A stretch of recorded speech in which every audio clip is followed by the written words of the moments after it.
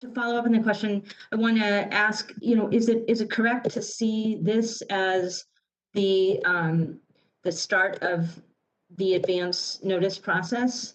You know, before a taper, and also, can you speak to how the recent surge in COVID factors into your thinking on the taper? Thanks.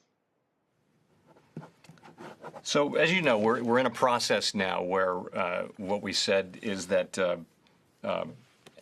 as at this meeting and in coming meetings, we're going to be continuing to assess the economy's progress toward our goals and give advance notice. We'll be try to provide additional clarity about our thinking, both in the post-meeting statement and in the minutes and in the public comments that people make.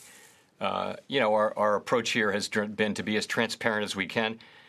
We have not reached substantial further progress yet, so we're not there, and we see ourselves as having some ground to cover to get there. So that's what I would say.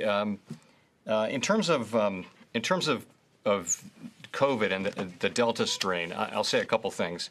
Of course, it will have significant health consequences for many, and we need to keep that in mind before we mention and move to the economic questions. This is rising cases in a number of parts of the country, and some forecasts are for them to rise quite significantly. We'll see.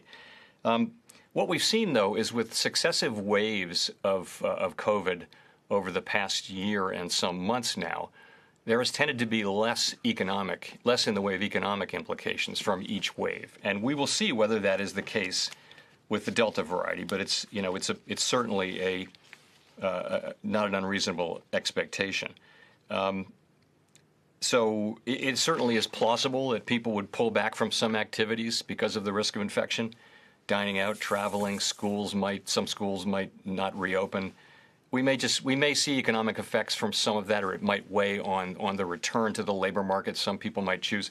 Again, we don't have a strong sense of how that might work out, so we'll just be monitoring it carefully. Shepard Smith here. Thanks for watching CNBC on YouTube.